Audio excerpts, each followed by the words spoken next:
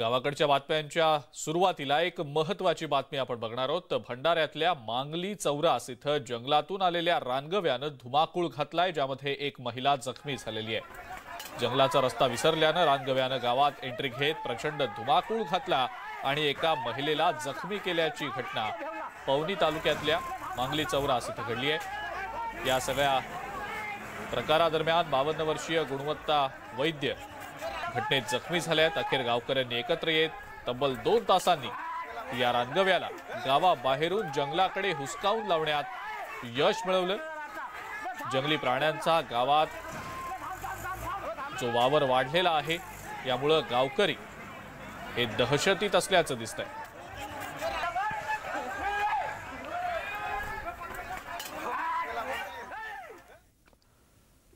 आणि यानंतर आपण पाहूया गावाकडच्या बातम्या। जळगावात जिल्हा परिषदेच्या 249 शाळांचं वीज कनेक्शन महावितरणकडून कापण्यात आलंय, त्यामुळे मोबाईल टॉर्चच्या प्रकाशात विद्यार्थ्यांना शिकवावं लागतंय। महत्त्वाच्या शाळांचं वीज कनेक्शन तत्काळ जोडावं अशा सूचना जिल्हाधिकाऱ्यांनी दिलेल्या आहेत। शिष्यवृत्ती परीक्षेमध्ये मावळच्या 11 जिल्हा परिषद शाळांचा निकाल 0% लागला। या संदर्भात 5वी आणि 8वीच्या शिक्षकांना नोटीस बजावण्यात आलेली आहे। समाधानकारक उत्तर न दिल्यास एक वेतनवाढ रोखण्याचा इशारा प्रशासनानं दिलाय। यंदाच्या रब्बी ज्वारीच्या लागवड क्षेत्रामध्ये गेल्या वर्षीच्या तुलनेमध्ये सुमारे 76,000 हेक्टरची घट झाली आहे। रब्बी हंगामात ज्वारी पेरणीच्या काळात परतीचा पाऊस सुरू होता, शिवाय दर कमी मिळत असल्यानं शेतकऱ्यांनी ज्वारीऐवजी गहू, मका आणि हरभऱ्याची पेरणी केली। औरंगाबादच्या सोयगाव तालुक्यातल्या बोरमाळ जंगली कोटा परिसरातल्या वादळी वाऱ्यांचा रब्बी पिकांना मोठा फटका बसलाय। मका, गहू पिकं वादळी वाऱ्यामुळे आडवी झाली आहेत। शेतकरी नुकसान भरपाईची मागणी करतायत। पश्चिम घाटातील 2133 गावं पर्यावरणदृष्ट्या संवेदनशील म्हणून जाहीर करण्यात आलेली असून त्यातील 388 गावं वगळण्याची मागणी राज्य सरकारच्या वतीनं करण्यात आली। त्याचप्रमाणे कोकणातील चिरा, दगड खाणी आणि कृषीपूरक उद्योगांना सूट देण्याची मागणी सुद्धा राज्याकडून करण्यात आलेली आहे। राज्यातील पर्यावरण आणि कामगार विभागाशी संबंधित प्रश्नांबाबत झालेल्या बैठकीत ही मागणी करण्यात आली। सांगलीमध्ये यापुढे कोणत्याही पक्षानं अथवा संघटनेनं बंद पुकारल्यास व्यापारी दुपारी 12 वाजेपर्यंतच बंदमध्ये सहभागी होतील असा निर्णय इस्लामपूर व्यापारी महासंघानं घेतलाय। कुणीही बंद पुकारून व्यापारी वर्ग वेठीस धरतं आणि नागरिकांची देखील गैरसोय होत असल्यानं व्यापाऱ्यांनी हा निर्णय घेतलाय। जळगावात अमृत योजनेअंतर्गत शहरात लवकरच पूर्ण क्षमतेनं पाणी पुरवठा केला जाणार आहे। महानगरपालिकेकडून 1200 मिलीमीटरची जलवाहिनी वाघूरच्या मुख्य जलवाहिनीशी जोडण्याचं काम रविवारपासून सुरू केलं जाईल। त्यामुळे जळगाव शहरात 22 आणि 23 जानेवारीला पाणी पुरवठा होणार नाहीये। मावळच्या केशवनगरला जोडणारा भुयारी रेल्वे मार्ग लवकर खुला करण्याची मागणी वडगाव भाजपनं पुणे मध्य रेल्वेकडे केलेली आहे। या भुयारी मार्गाचं काम अनेक दिवसांपासून प्रलंबित असल्यामुळे रेल्वे गेट उघडण्याची वाट पाहावी लागते, त्यामुळे रुग्णांची आणि नागरिकांची मोठी गैरसोय होतीये। बुलढाणा जिल्ह्यातल्या खामगाव शहरात महामार्गावरील 450हून अधिक अतिक्रमणांवर पाडकामाची कारवाई झाली आहे। यापुढे अतिक्रमण होऊ नये यासाठी उपाययोजना केल्या गेल्या असून अतिक्रमणधारकांवर गुन्हा दाखल करून कारवाई केली जाणार असल्याचं जाहीर करण्यात आलंय।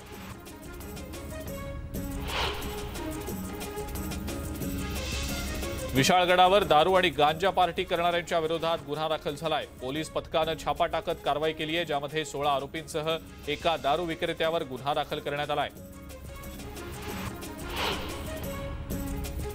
सांगलीतल्या खानापूर गावचे सुपुत्र नायब सुभेदार जयसिंग भगत लेह लडाखमध्ये कर्तव्यावर असताना शहीद झाले। ते 22 मराठा लाईफ इन्फंट्रीमध्ये कार्यरत होते। आज त्यांच्या मूळ गावी शासकीय इतमामात अंत्यसंस्कार केले जातील।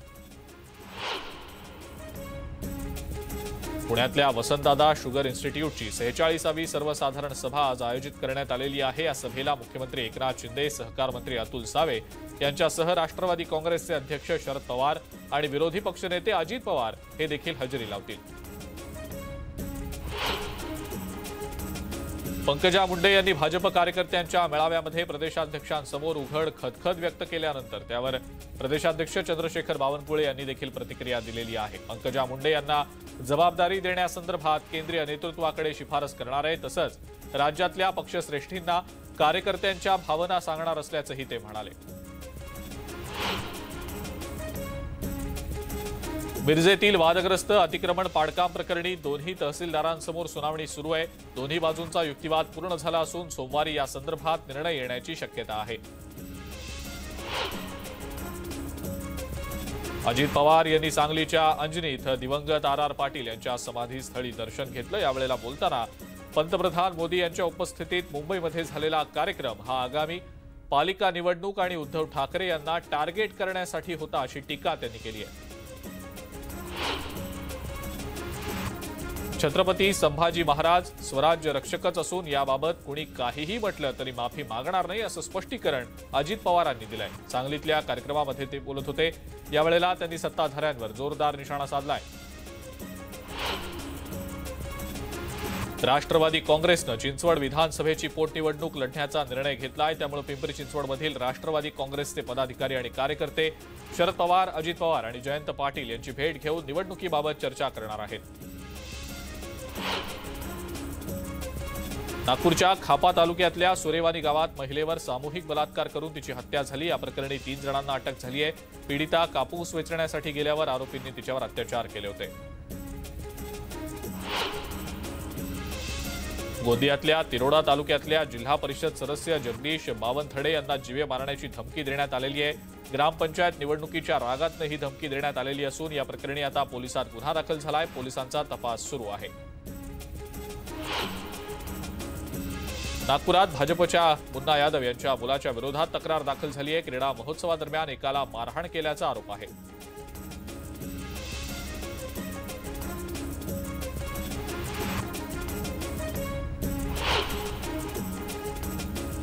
औरंगाबादमध्ये भर चौकात पत्नीची हत्या करणाऱ्याला पोलिसांनी अटक केली आहे। चारित्र्याच्या संशयातनं त्यानं पत्नीची हत्या केल्याचं बोललं जातंय। या प्रकरणी अधिक तपास सुरू आहे। येवल्यातल्या ऑटोमोबाईल स्पेअर पार्टच्या गोदामाला भीषण आग लागली। अथक परिश्रमानंतर ही आग नियंत्रणात आणण्यामध्ये यश मिळालं। या आगीत लाखोंचं साहित्य जळून खाक झालंय। नंदुरबारच्या अमरावती सुरत राष्ट्रीय महामार्गावर वन विभागानं सागवान लाकडाची तस्करी करणाऱ्यांवर कारवाई केली आहे। या कारवाई दरम्यान 4 लाखांचा मुद्देमाल हस्तगत करण्यात आलाय। फरार आरोपींचा शोध सुरू आहे। जळगावच्या ममुराबाद गावाजवळ पुलावरनं जाताना ट्रॅक्टर उलटला आणि नाल्यात पडला। यामध्ये चालक जखमी झालाय। त्याच्या पायाला गंभीर दुखापत झाली आहे।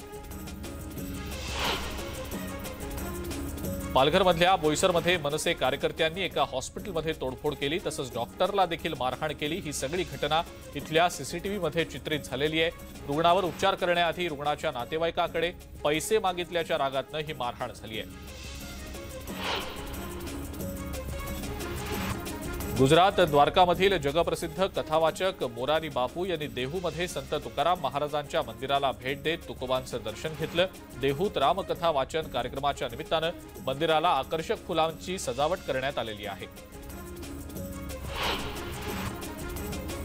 जळगावातल्या जामनेरमध्ये हिंदू गोर बंजारा समाजाच्या कुंभ मेळाव्याचं आयोजन करण्यात आलं। या मेळाव्यावर बंजारा समाजामधील काही संघटना आणि नेत्यांनी आक्षेप घेतला असून आयोजन समितीतील महंत श्याम चैतन्य महाराज पत्रकार परिषद घेणार आहेत। सांगलीच्या तंतुवाद्याचं माहेरघर म्हणून ओळख असणाऱ्या मिरजेतील तंतुवाद्यांना आता जीआय मानांकन मिळणार आहे। त्यामुळे जीआय मानांकन मिळणारा तंतुवाद्य हा देशातला पहिलाच वाद्य प्रकार ठरणार आहे। त्यामुळे आंतरराष्ट्रीय पातळीवर या तंतुवाद्यांना स्वतःची ओळख मिळणार आहे। चंद्रपुरातल्या राजुरामध्ये विदर्भस्तरीय कबड्डी स्पर्धेचं आयोजन करण्यात आलं। यामध्ये विदर्भातले अनेक संघ सहभागी झाले। अभिनेत्री पूजा सावंतच्या उपस्थितीत उद्घाटन सोहळा पार पडला। भुसावळच्या खडका रोड परिसरात दुर्मिळ प्रजातीचा शॅमेलियन सरडा आढळला। प्राणीप्रेमींना याची माहिती मिळताच या सरड्याला रेस्क्यू करत नैसर्गिक अधिवासात सोडण्यात आलं। राज्यातला एकही शेतकरी पीक विम्यापासून वंचित राहणार नाही याची कृषी विभाग दक्षता घेईल। तर ज्या शेतकऱ्यांच्या पिकांचं नुकसान झालंय त्या शेतकऱ्यांना नुकसान भरपाई दिली जाईल असं कृषी मंत्री अब्दुल सत्तार यांनी म्हटलंय।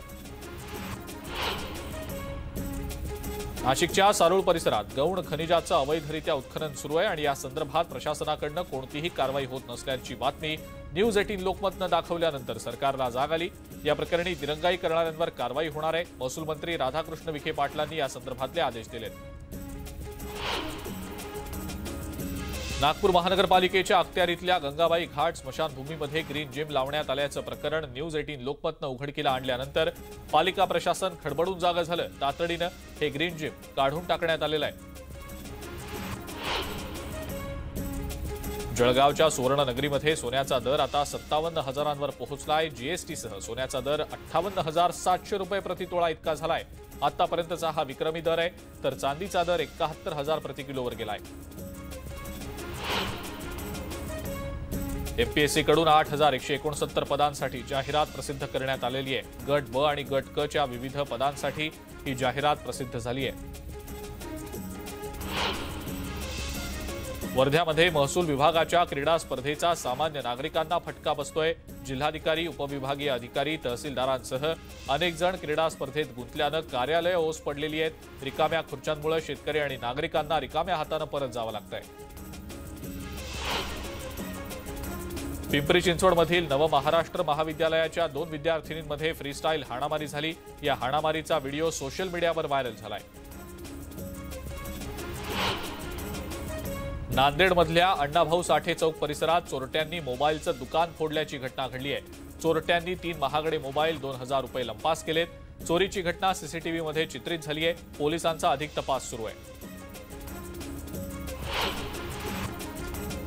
भास्कर जाधव यांनी माणगाव इथं झालेल्या अपघातात मृत्युमुखी पडलेल्या व्यक्तीच्या कुटुंबाची भेट घेऊन त्यांचं सांत्वन केलं। दरम्यान मुंबई गोवा महामार्गाचं काम लवकरात लवकर पूर्ण करावं असं मतही त्यांनी व्यक्त केलं। या महामार्गाचं काम जर पूर्ण झालं असतं तर 10 लोकांचा जीव गेला नसता असंही त्यांनी म्हटलंय।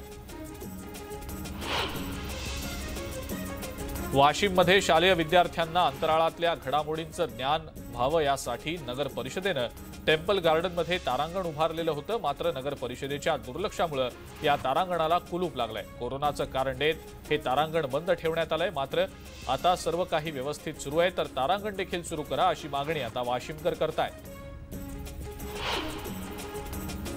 पुण्याच्या आंबेगावातल्या लाखनगाव इथं सटवाजी बाबा महाराजांच्या यात्रोत्सवाच्या निमित्तानं बैलगाडा शर्यतीचा थरार रंगलेला होता। या शर्यतीसाठी मोठ्या संख्येनं बैलगाडा मालक सहभागी झाले होते। परभणीमध्ये सहकार मंत्री अतुल सावे यांच्यासोबत एका कार्यक्रमामध्ये गमतीशीर किस्सा घडला। अखिल भारतीय विद्यार्थी परिषदेच्या अधिवेशनामध्ये भाषण सुरू करताना स्टेजवरच्या मान्यवरांची नावं घ्यायला त्यांनी सुरुवात केली आणि यावेळेला त्यांनी स्वतःचं नाव देखील घेतलं। मात्र हा प्रकार लक्षात आल्यानंतर त्यांनी अरे मीच तो असं म्हणत आपलं भाषण सुरू ठेवलं। यवतमाळच्या वणी इथं शेतकऱ्यांच्या विविध मागण्या घेऊन मनसेनं आरपार मोर्चा काढलेला होता। या मोर्चात शेतकऱ्यांचा मोठ्या संख्येनं सहभाग होता। वणीच्या शासकीय मैदान ते उपविभागीय कार्यालयापर्यंत हा मोर्चा काढला गेला। यावेळेला शेतकऱ्यांनी सरकारच्या विरोधात घोषणाबाजी केली आहे। गुहागर चिपळूण मार्गावरच्या मोडका आगर या ठिकाणचा रस्ता खराब झाल्यानं नागरिकांची प्रचंड गैरसोय होतीये। पुलाच्या कामासाठी अप्रोच रोडवर खोदकाम झालं, मात्र सध्या या मार्गाचं काम ठप्प आहे। त्यामुळे हे काम लवकर पूर्ण करावं अशी मागणी नागरिक करतायत। चिपळूणमध्ये महावितरणनं वीज चोरी करणाऱ्यांच्या विरोधात मोहीम हाती घेतलेली आहे। 9 महिन्यात 1,09,000 युनिट वीज चोरी झालेली आहे। दरम्यान यानंतर वीज चोरी करणाऱ्यांकडनं 14,84,000चा दंड वसूल करण्यात आलाय। भारतीय कुस्तीगीर महासंघाचे अध्यक्ष ब्रिजभूषण सिंह यांच्यावर लैंगिक शोषणाचे आरोप झालेत। त्यांच्यावर झालेल्या आरोपांची सखोल चौकशी करण्याची मागणी मनसेचे नेते दिलीप धोत्रे यांनी केली आहे। वाशिममध्ये ज्वेलर्सच्या दुकानात कारागीर म्हणून काम करत असताना दागिन्यांची चोरी करून पळ काढणाऱ्या दोघांना पोलिसांनी अटक केली आहे। वाशिम पोलिसांनी दोघांकडून 50 ग्रॅम सोनं जप्त केलंय। अवैधरित्या उत्खनन आणि वाहतूक केल्याप्रकरणी गुन्हा न दाखल करण्यासाठी 1 लाख रुपये घेताना पंढरपूर तालुक्यातल्या 2 जणांना लाचलुचपत प्रतिबंधक विभागानं रंगेहात पकडलंय। रणजित मोरे, शरद मोरे अशी आरोपींची नावं आहेत। गर्भलिंग निदान प्रकरणाची व्याप्ती आता वाढत चाललेली असून कोल्हापुरातनं आणखी 4 जणांना अटक करण्यात आलेली आहे। या प्रकरणामध्ये आतापर्यंत 8 जणांना अटक झाली आहे। यामध्ये एका डॉक्टरचा आणि एका नर्सचा सुद्धा समावेश आहे। आमदार राजन साळवी यांची एसीबीनं 5 तास चौकशी केली। यावेळेला 10 फेब्रुवारीला पुन्हा एकदा चौकशीसाठी आवश्यक ती कागदपत्र सादर करण्यासाठी हजर राहण्याचे आदेश एसीबीनं दिलेले आहेत। तर मी चौकशीला पूर्ण सहकार्य करत असल्याचं राजन साळवी यांनी म्हटलंय। दापोली-खेड विधानसभा मतदारसंघाचे माजी आमदार संजय कदम हे शिवसेना उद्धव बाळासाहेब ठाकरे पक्षामध्ये प्रवेश करणार आहेत। कार्यकर्त्यांच्या आग्रहामुळे ठाकरेंच्या पक्षात प्रवेश करत असल्याचं त्यांनी म्हटलंय। दरम्यान राष्ट्रवादीमध्ये कुणाशीही मतभेद नसल्याचंही त्यांनी स्पष्ट केलंय। प्रफुल्ल पटेल यांनी काँग्रेस प्रदेशाध्यक्ष नाना पटोले यांच्यावर टीका केली आहे। मी फक्त स्टँडर्ड लोकांवर बोलतो असं म्हणत प्रफुल्ल पटेल यांनी नाना पटोले यांच्यावर टीका केली आहे। प्रफुल्ल पटेल हे भाजपचे मित्र आहेत असा आरोप नाना पटोले यांनी केलेला होता। खासदार संजय राऊत राहुल गांधी यांच्या भारत जोडो यात्रेमध्ये सहभागी झाले होते। यावरून मंत्री शंभूराज देसाई यांनी राऊत यांना टोला लगावलाय। संजय राऊत आता फक्त काँग्रेसमध्ये जायचेच बाकी आहेत असं शंभूराज देसाई यांनी म्हटलंय। मुंबई महानगरपालिकेची प्रभाग रचनेची न्यायालयीन प्रक्रिया सुरू असल्यामुळे निवडणूक थांबवलेली आहे। मात्र कोर्टाचा निर्णय झाला की लगेचच निवडणूक लागेल। निवडणुकीची तयारी भाजप आणि बाळासाहेबांची शिवसेना पक्षानं सुरू केलेली आहे असं वक्तव्य मंत्री शंभूराज देसाई यांनी केलेलं आहे। नाशिक पदवीधर मतदारसंघाचे अपक्ष उमेदवार सत्यजित तांबे यांना टीडीएफनं पाठिंबा जाहीर केलेला आहे। राज्य कार्यकारिणीच्या बैठकीनंतर टीडीएफनं पाठिंबा देण्याचा निर्णय घेतलाय। टीडीएफचा पाठिंबा मिळाल्यामुळे आता सत्यजित तांबे यांची ताकद वाढलेली आहे।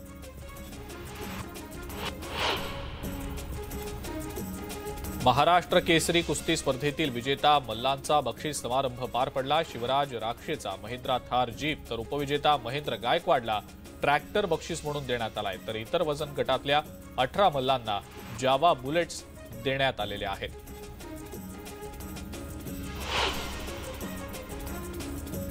पंढरपूरमधल्या यशवंतराव चव्हाण महाविद्यालयात राष्ट्रीय सेवा योजनेच्या वतीनं 7 दिवसीय शिबिराचं आयोजन करण्यात आलं। या शिबिरामध्ये 1000 वृक्षांची लागवड, 50 शौचालय बांधणं, सेंद्रिय शेती कार्यशाळा आणि जनावरांचं लसीकरण हे कार्यक्रम होणार आहेत। गडचिरोली जिल्ह्यातल्या 10 नागरिकांना ठार करणाऱ्या T6 वाघिणीला जेरबंद करण्याची मोहीम वेगानं सुरू करण्यात आलेली आहे। या वाघिणीला जेरबंद करण्यासाठी CTV ड्रोनसह ट्रॅप कॅमेरे आणि इतर आधुनिक तंत्रज्ञानाचा वापर केला जातोय।